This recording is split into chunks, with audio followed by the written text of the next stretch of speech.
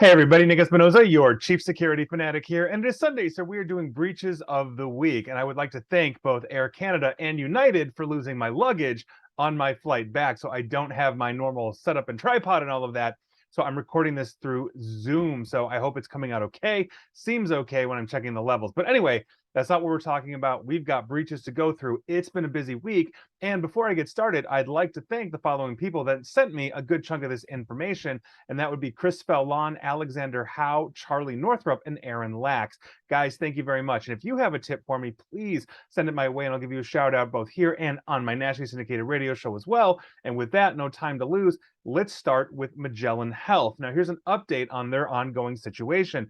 They have agreed to pay breach victims $1.43 million to resolve claims that it had allegedly inadequate security enabled, basically on undetected phishing attacks and subsequent data breaches in 2019. Now, Magellan is a third-party healthcare vendor that provides managed care services for health plans and other healthcare entities across the U.S. and had a lot of breaches, obviously, that they had to essentially, or rather third parties, had to come out and talk about. So Magellan Health, if you have an organization that uses them in your life, you may be entitled to compensation. Moving on, let's talk about Family Health Centers in Texas. They operate a network of 4 primary care clinics in Amarillo and Canyon, and they disclosed a healthcare breach to HHS. Now, the breach impacted 233,948 individuals in total, and FMC discovered suspicious network activity on July 26th. They say they stopped that the same day, but we potentially have names, mailing addresses, social security numbers, dates of birth, and protected health information impacted. So heads up to you, Family Health Centers of Texas patients. Moving on, let's talk about Swatch City in India. I believe I'm pronouncing that correctly. A threat actor by the name of Leakbase has shared a database containing the personal information allegedly affecting 16 million users of Swatch City, an Indian complaint redressal platform. So there you go. Now, what we're talking about are usernames, email addresses, password hashes, mobile numbers, one-time passwords, last login times, and IP addresses being captured by Leakbase. So heads up to you if you use Swatch City out of India. Moving on, let's talk about Physicians Business Office because they filed an official notice of data breach with various state government entities after an unauthorized party was able to gain access to their network. According to Physicians Business Office, the breach resulted in names, addresses, dates of birth, social security numbers, driver's license number, protected health information, health insurance account information, et cetera, being compromised. They sent out data breach letters to 196,573 people, informing them of what they can do. Moving on. Let's talk about Humana and Choice Health. Humana disclosed a third-party data breach to Maine Attorney General's office that impacted 22,767 individuals. This breach originated at Choice Health, which sells Medicare products on behalf of Humana. The other one that had to also disclose as well so far is Anthem Maine Health. We will see if any more are affected, but this looks like a quintessential supply chain breach. Heads up to you, Humana, Choice Health, and Anthem Maine Health customers or patients. Moving on, let's talk about Country Doctor Community Clinic. This entire week, I swear, has been medical. Not completely, but a lot of medical. Now, they filed an official notice of data breach with the U.S. Department of Health and Human Services after they basically experienced an incident that compromised consumer data, according to them. Now, according to them as well, the breach resulted in the sensitive information of 38,751 people being leaked, and they also sent out breach letters to the affected patients. Moving on, let's talk about the Neurology Center of Nevada, because again, healthcare is front and center this week. They confirmed that they had a data breach as well. They also followed HHS, and according to them, what we are looking at in terms of patient leaks are full names, addresses, dates of birth, gender, driver's license, social security, health insurance information, medical information, diagnosis, treatment information, lab results, and current medications. They've also sent out letters of notification. Moving on, let's keep it rolling with Northern California Fertility Medical Center because they also filed a breach, this time with the Attorney General of California, after an unauthorized party attempted to basically encrypt their files, aka ransomware attack. And so what we are talking about potentially is protected health information being compromised, although they did not break it out. They have sent parties to letters to affected parties as well. And here we are. Moving on. Let's talk about mail service vendor K. Smith, because in June, they learned that an unauthorized individual had gained access to basically their systems as well. And this resulted in the unauthorized access of patient information. If you didn't think we were stopping with medical, you were wrong. Here we are. So, by virtue of this, again, supply chain hit with K. Smith, Seattle Children's had to declare names, addresses, provider names, medical record numbers, visits, lab information, guarantor numbers, and names of insurance carriers for 6,750 of their patients. And the Danville, Pennsylvania-based Geisinger also had to declare 2,857, though they did not break it out. Consider it to be probably close to what Seattle Children's is doing. So heads up to you if your provider uses K. Smith as their mail vendor, not that you'd probably know. Moving on, let's talk about Suffolk County, because now we are switching to government. Basically, they had a cyber attack targeting their computer systems in several departments of Suffolk County, New York, and it shut down many of their services as well as systems. Among those basically affected were computing services handling real estate transactions. Now, as of September 20th, Black Cat has claimed responsibility, basically, and they've been threatening to leak files, which is pretty standard for a ransomware gang. And this breach forced pretty much all services impacted to document everything using the old school methodology of pen and paper. Now, this was especially difficult, obviously, for brokers and mortgage professionals in that county that were basically attempting to close housing contracts submitted prior to that September 8th attack. So heads up to you, Suffolk County, New York citizens and people buying houses there. Moving on. Let's talk about the defense giant Elbit, because Elbit Systems of America, which is a subsidiary of the Israeli defense giant Elbit, has confirmed that they suffered a data breach after a ransomware gang claimed to have hit their systems. In a notification to Maine's Attorney General, basically they said this occurred on June 8th and it was discovered the same day. They said only 369 people are affected, presumably their employees, and we are talking about the information on those employees with name, address, social security, date of birth, direct deposit, and ethnicity. So heads up to you if you work for Elbit Systems of America. Moving on, I'm going to give you an update on Dupage Medical Group. Basically, they have now agreed to pay $3 million to resolve claims that they failed to protect patient information from a 2021 attack. Now, the settlement benefits individuals whose personal information was compromised by the Dupage Medical Group between July 12th and 13th of last year. So if you are a patient of Dupage Medical Group, you may be entitled to compensation. Moving on, we need to talk about the law firm Reed and Riege. On March 21st, they learned that they basically had been infected with malware, and not much more is this time, but by virtue of that, multiple clients of theirs have had to disclose or will disclose, and the one we know of thus far is Stafford Springs, Connecticut-based Johnson Memorial Hospital. So heads up to you, patients of Johnson Memorial out of Connecticut. Moving on, let's talk about Samsung, the technology giant. Basically, two Samsung users have filed a class action lawsuit against Samsung for over 2 data breaches that they had this year in 2022. Now, the 43-page complaint filed with the Federal District Court of the Northern District of California claims that Samsung unnecessarily collected user data and then stored and sold it without proper security precautions or protections, which led to basically back-to-back data breaches, both of which I reported on earlier. But heads up, Samsung users, if you have a Samsung user account, you may be entitled to compensation if it was created before those breaches. Moving on. I want to give you an update of Bansley and Keener. This is an accounting firm that has now agreed to pay $900,000 to resolve claims it mismanaged a 2020 data breach by waiting a year to inform authorities. Now, the settlement benefits individuals who received a notification from Bansley and Keener informing them that their information may have been compromised in a 2020 breach. Basically, they're a CPA and advisory firm based here in Chicago, and in December of 2021, they basically announced that they had a breach in 2020 December. So they waited a year, literally, to tell everybody. Not cool, guys. Here we are. Moving on, let's talk about Diodes Incorporated, because on September 23rd of this year, they confirmed they experienced a data breach, basically after consumer data entrusted to the company was accessible to an unauthorized party. We don't know much about this yet, but what we do know is that this breach resulted in names, addresses, social security numbers, driver's license numbers, state ID, health information, and insurance information belonging to affected parties was compromised. They're sending out breach letters, so heads up to you if you have anything to do with Diodes Incorporated, be on the lookout for that letter. Moving on, Let's talk about the Monty Fiori Medical Center, because a research coordinator's USB device was stolen, which exposed the personal information of more than 1,300 patients in the medical center's second data breach this year, and their sixth data breach since September of 2020. 6 data breaches in 2 years. That is so far impacted the total privacy of 12,451 patients. Now, the 5 incidents preceding this one all involved a now fired employees that were illegally accessing personal information about patients.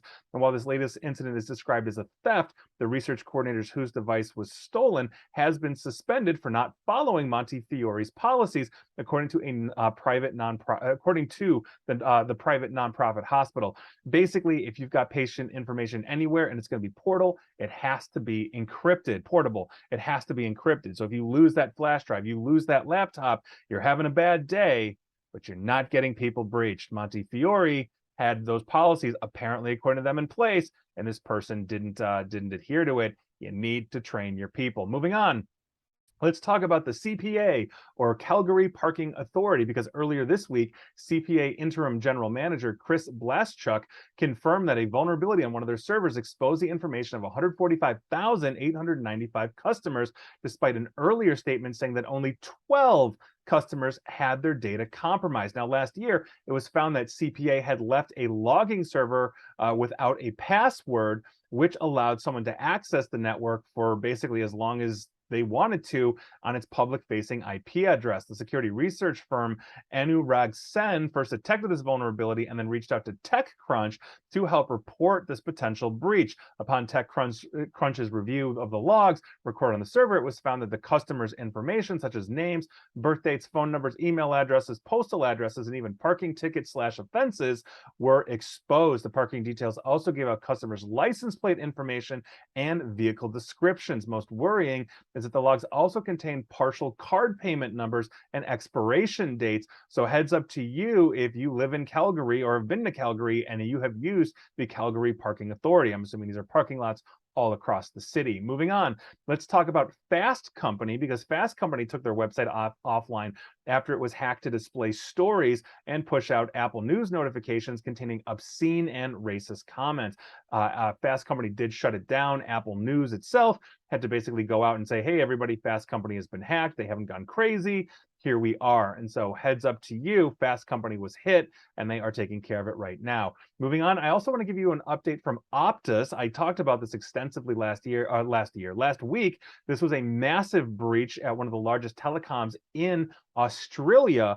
And now we've got updates because the fallout has been fast and furious. A federal minister in Australia has now slammed Optus for not being forthcoming with either customers or the government more than a week basically after this cyber attack. Now, Tanya Plibersek, and again, I'm sorry, Tanya, if I'm screwing up your name, the federal minister, said that while people had been receiving their bills on time from Optus, the telco had not actually told their customers whether their personal details had been breached or stolen. Australia now could have a tough new data protection law in place this year, basically as an urgent response to this cyber attack that basically saw the personal data of 9.8 million customers exposed, which is a significant amount of Australia's population, given their size, population size, I should say, not continent size. So obviously that's a huge thing. So Australia moving fast to basically enforce new laws for cybersecurity. And honestly, Australia, I wish more countries took a page out of your book when it comes to these kinds of things. And finally, and we have 2 finalies for you. The first one we're going to be talking about is a multi-million-dollar credit card fraud operation that was recently uncovered. Cannot speak today. Now, basically, this massive operation had reportedly siphoned millions of US dollars from credit cards since its launch in 2019 and has been exposed it's considered responsible for the losses of tens of thousands of victims, meaning millions of dollars have been siphoned from tens of thousands of victims. And this actually is an interesting one. Now, the site operators, who is believed to have originated out of Russia, were operating an extensive network of bogus dating and customer support websites and used them to charge credit cards, essentially, that were then bought on the dark web. Now, this way, the charges appeared legitimate, and the websites were not readily approving fund returns on the grounds of fraudulent transactions, resulting in the enrichment, obviously, of the crime syndicate. So they were basically buying stolen credit cards on the dark web, using those credit cards to charge fake dating websites and customer support sites to get around basically the checks that a lot of credit card processors have.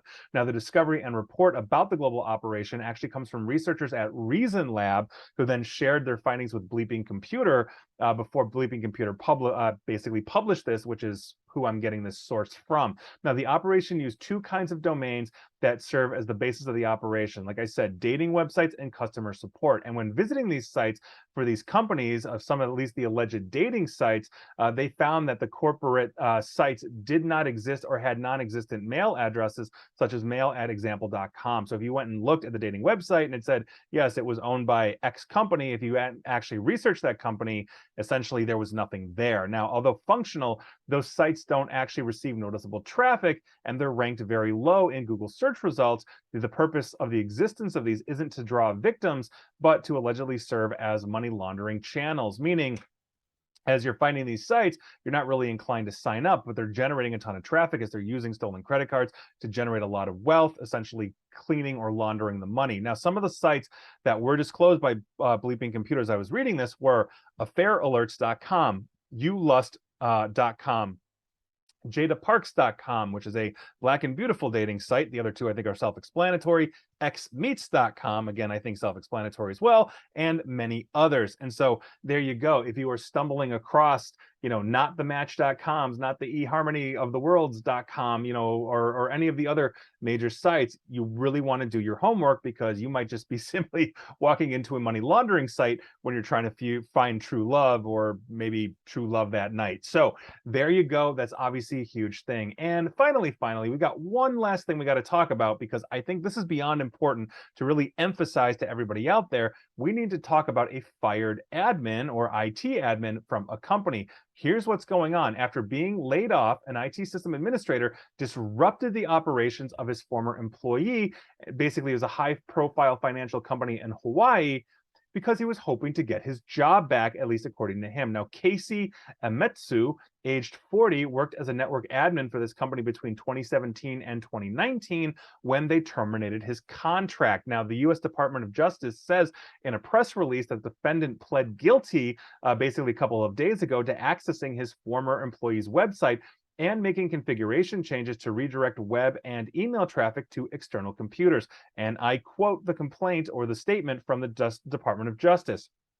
After using his former employee's credentials to access the company's configuration settings on that website, Umetso made numerous changes, including purposely misdirecting web and email traffic to computers unaffiliated with the company, thereby incapacitating the company's web presence and email, end quote. Now, to prolong the business disruption for several more days, Umetso also performed additional actions that essentially locked out the firm's IT team from the website's administration panel. Umetsu then admitted that his motive for causing this damage was to convince his former employee to hire him back at a higher salary. And now, this is what we are talking about when we talk about insider threat.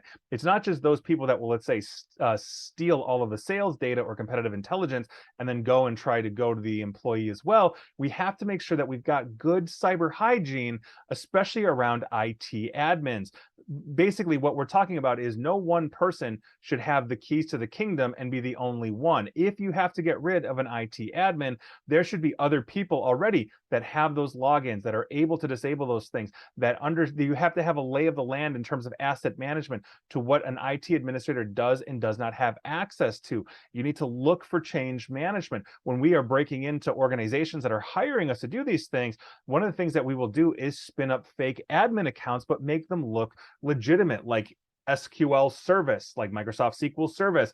And then we will run that basically, or put that in the network. And a lot of IT admins look at that and say, oh, well, that's SQL service. It's got to be related to Microsoft SQL or Oracle, or, whatever the database platform they're running, those kinds of things as well. But we have to have total visibility into how admins are working. Also, if they have free reign to simply install any kind of remote access utility that they want, meaning, the company uses X, but you know what, I use LogMeIn personally or whatever, so I'm also going to stick LogMeIn on a server, There you go. Really, what this comes down to is the company did not do their due diligence in terminating this individual to make sure that the company itself was protected from the individual by excising user credentials, logins, and any other type of avenue this person would have in. Now, most people, when fired, are not going to do this because they fear repercussions, but this person, assuming we're taking them at their word, wanted their job back. And so what that means, to basically anybody, there is, oh, well, I'm going to do this because I'm going to show them maybe my prowess, or I'm going to, I don't know, extort them into having, giving them my job back. Whatever that twisted logic is, there are people out there that will do that in the same way that we see a lot of really stupid things done criminally, whether they're violent or not, by people that got it in their mind that logically this made sense to them, even though it is against the law. So you've got to make sure you're protecting from that insider threat. You've got to make sure that while you might love and really enjoy having your IT admin do everything, one person cannot hold the keys to the kingdom. It's so unbelievably important. Something gets lost, something gets missed. Take that to heart. Otherwise, you might end up going down for several days and in lawsuits and criminal charges. And here we are. Those were your breaches of the week. Were you affected? Let me know. And please like, share, follow me here on Facebook and Twitter at NickAESP. And also, please feel free to subscribe to me at YouTube as well. And again, I apologize for the difference in recording here. Thank you very much, Air Canada and United. But as always, stay safe, stay online, and please attempt to stay private. Thanks, everyone.